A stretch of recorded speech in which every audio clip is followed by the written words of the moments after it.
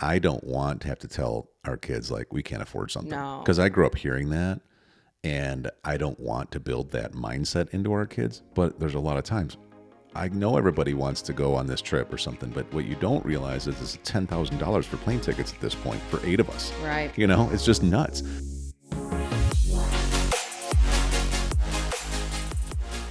Hello, everyone. We are Greg and Jacquie Francis, and welcome to High Performance Parenting, where our passionate goal is to encourage you to raise champion children in a crazy world. Every week, we will bring you multiple episodes from our extensive experience of raising our six happy, healthy, successful, godly kids who are confidently equipped to win big in life. We deeply believe that any parent who is provided with the right knowledge and continuous support can raise amazing kids. And when they do, all of our futures get better. If raising up future generations of absolute champions matters to you as much as it does to us, here's how you can contribute.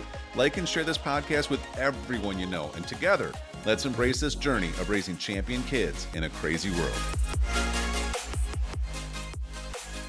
Okay, we're back. We're back again. Yes, part 3. I feel like this conversation could go on forever. But one of the things was I was asking Greg, I said, obviously moms can go on, but what are some of, maybe on this episode, you could just talk a little bit, I don't know if dads have guilt, they would say, but what are some things from a dad's perspective that you maybe learned or, had to change? Or I don't know if I would call it guilt. I think I would just call it pressure. Oh, right. That's good. And, it's a big part of the wiring of how God made us. And I love it.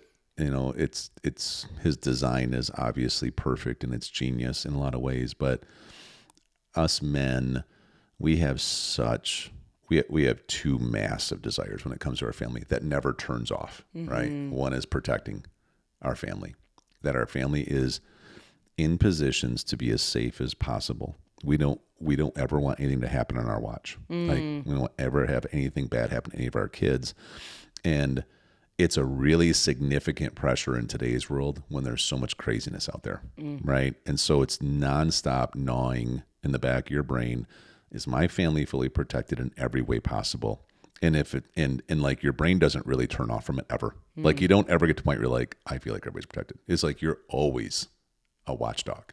That's why for me, when we would even go, to whatever, an amusement park or go to some kind of big public place, there's those kind of places with the kids, especially when they're little, are so exhausting to me because I can't stop constantly trying to protect them. Like there's zero fun in it for me. I'm really just hoping at the end of the day, the kids actually had fun, because otherwise this was a nightmare for me, know? And so there's a protection mode in a lot of different categories. This can barrel down to everything from, okay, like what neighborhood do we live in? What kind of cars do I have my kids able to drive that I can afford and do, who am I bringing into our house and life that can speak to them? For me, even it's like, how's this church environment we're at? Is this healthy for my kids? Am I putting too much trust in these categories? Like, and I'm not even saying they're even giving me any reason. It's just like, it's on all the time, right? The other one is providing and just feeling, if there is a dad guilt, I would say it's feeling like you're not ever providing at a level that you would like to. And, of course, when you look at, like even a lifestyle like ours, it's been a great one. We've had a lot of blessings in our life, but at the same time, I will tell you, I don't know a guy, especially in a position like I'm in, where I have a family and we are business owners and we're dreamers and we teach our kids to dream. I don't know a guy that doesn't deal with feeling like they're behind.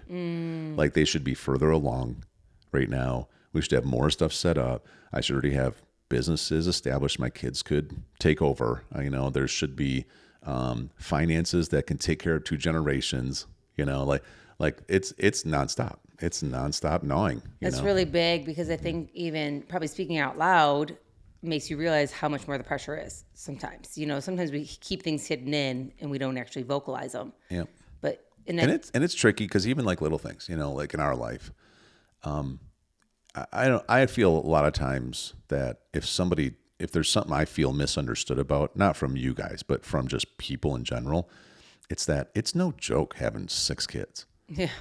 Like I'm saying financially, It is no joke. Right. Yeah. Especially All, in our situation. when they're all in a sport. Yes, exactly. And every sport probably costs $2,000 a season. Yes. Per kid. I know it's right? like by choice, we welcome this for our kids because we want them to enjoy it. And to back up, we made the choice. We knew we were having 6 kids. You know what I mean? Like, 100%. but in the same sense, it has gotten crazier how much things cost. Yeah. And it was you go through the COVID season where they ramped everybody's prices up through that. Correct. And even our grocery bill almost tripled. Right. And then you add to the fact that we have 6 active kids that all want to play sports. So in our mind, which one do we say no to? We're not going to do that. And so we're going to figure out how all 6 can play literally all year round sports, all of them, because that's what they enjoy and we enjoy it for them. Yeah. You know, so it is a lot of pressure to do that on top of actually wanting to feed them outside of that, right? Like, I mean, like. It's a lot. And then you add in, of course, you want to take trips together and create memories. Of course, you want to, whatever, go out to dinner sometimes. Of course, like you just add the things that are just, and I couldn't agree more. I think that probably why some people are choosing not to have more than 1 or 2 anymore today. 100%. Which is actually very sad because 100%. we always look back, which one would we have not had? I mean, I'm trying to tell Greg to have a 7th at this point, but after this talk, clearly it's not going to happen. But yeah, you got to be creative, and you got to figure out how to double down and again, it's another one of those things that there's a nonstop pressure. Yeah. And I don't want to have to tell our kids like we can't afford something. No. Because I grew up hearing that, and I don't want to build that mindset into our kids. But there's a lot of times I know everybody wants to go on this trip or something, but what you don't realize is it's $10,000 for plane tickets at this point for 8 of us. Right. It's just nuts. And it's Right. like, so there's just Yeah. a lot of that. There's a lot of just everyday living. There's also the stuff that we'd like to do. There's this pressure that you're in a season, and so let's create memories in the season. So then you're trying to scramble, and then you're balancing, okay, but Dad, when can you play with me today? But it's like, okay, but I got to get work done because of these other things, It's kind of funny you brought that up. So our lifestyle, again, is very unique because typically I think most, you taking care of our well-being in all aspects would be at work from 8 to 5. And a kid would not be asking you numerous times in your office, come play with me. Right, because it's just a structure. Right. Yeah. Our situation is not like that.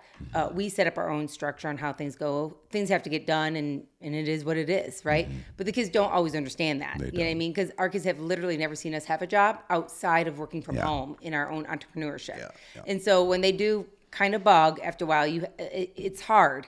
And honestly, Greg's a bit of a kid. He kind of gets distracted also. And has been known to taper off and play some football or play some golf because you need a mental break too. So all that to say, it is unique in our situation with as many kids we have in moving parts in that. I will say you handle it amazingly. Like, I always talk to Greg about this kind of stuff. Like, I never have to worry about stuff. You know what I mean? Like whatever it may be, whether it's finances for our house, whether it's protection for our house, whether it's even just support in any capacity. Like, I am one of those most blessed wife, mom, whatever role I have, whatever hat I have, that he is always making sure it's all taken care of, and I don't take that for granted. I know there are many women, moms, whoever out there, single moms, whatever it may be, that do not have that covering. And I kind of revert it all back to the fact that, that's who you were, but you chose to be it. You know what I mean? God put it in you to be that person for us and for me and for our family, but you chose to step into it. And you've never gotten lazy on it. And I'm so thankful and blessed because of it. Yeah. Our kids are so thankful and blessed for it, whether they realize it or not all the time. Like, we honor you for that, because it comes at a price to be paid. And we're thankful for it. And I feel that, you know what I mean? Like, I feel that you guys honor it. And, we were doing a team meeting last night. Yeah. And I was kind of thinking about it because one of the things we do in our team meeting is we let everybody who wants to recognize someone. Yeah. And we had just had a busy last 4 weeks because we had golf was in full effect, and it was it was pretty consuming every night, and Also, I had some traveling that I had to do kind of back to back, which is not normal. And so we went like 4 weeks, I think, without a team meeting, which we try to do one every week, at least every other week, because it keeps us grounded and unified. But, I'm sitting there and I know that I have been really busting my fanny, for a short season here, and it's still kind of ramping up because just got a few things that I want to accomplish, in particular in the area of providing for our family at a different level. And so when everybody's recognizing everybody, I literally thought about it. I'm like, oh, and you had mentioned how much, you recognize me for the work I've been putting in, the quality of excellence I've been trying to really maintain. The standard of excellence, And but I was thinking about it, I'm like, see, the kids wouldn't even know to edify me for this because we don't really talk to them about this part because it's just understood. You're provided for. Yeah. And to me, it was a compliment. Oh, okay. Do you know what I mean? It wasn't, I didn't sit there and was like, gosh, I wish somebody would notice.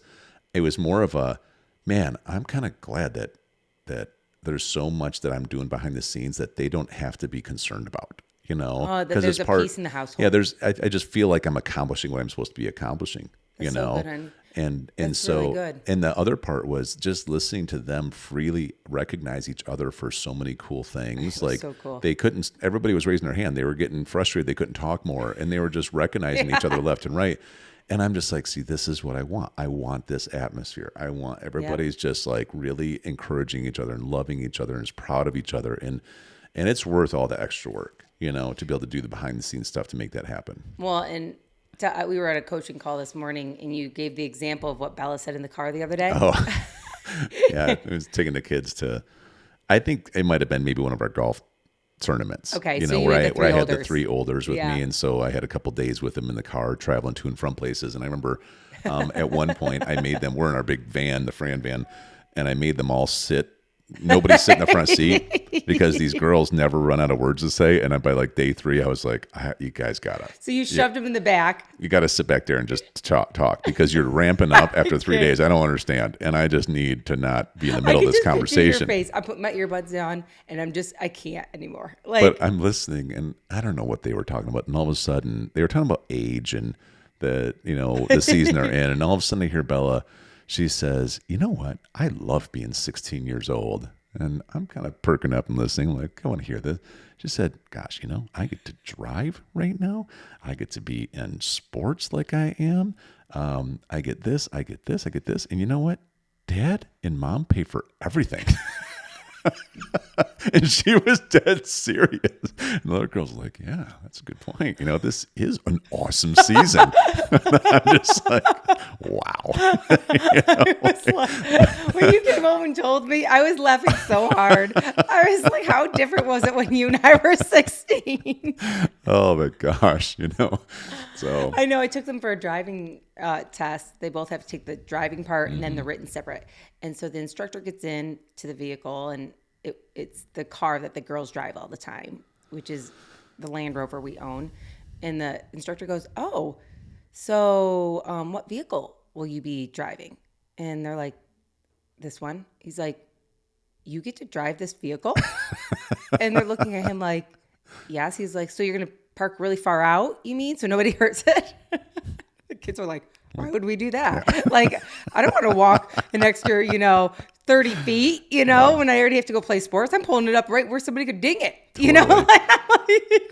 Oh, we've dinged doors before. Yeah. Dad just fixes it. No doubt. Yeah, we have somebody come over and fix it. Okay. But it's all the things that we laugh about sometimes. I mean, our kids are super appreciative. We're kind of make them sound like they're not. They work very hard. Our kids are hard workers, very appreciative. They go out of their way every day to say thank you for so much, and they prove it to us. But it was to us like a feeling of they get to be kids.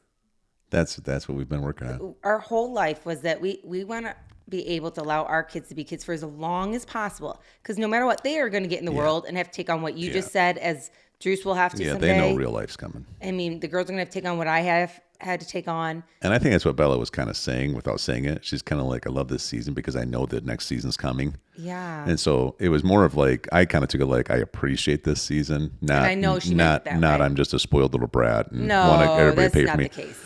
Yeah. So it is. It's been a thing that we've really committed to, you and I, is letting kids be kids in the season and the ages that they are. That's right. And that takes a lot of work to do, but it's really cool to watch. Yeah.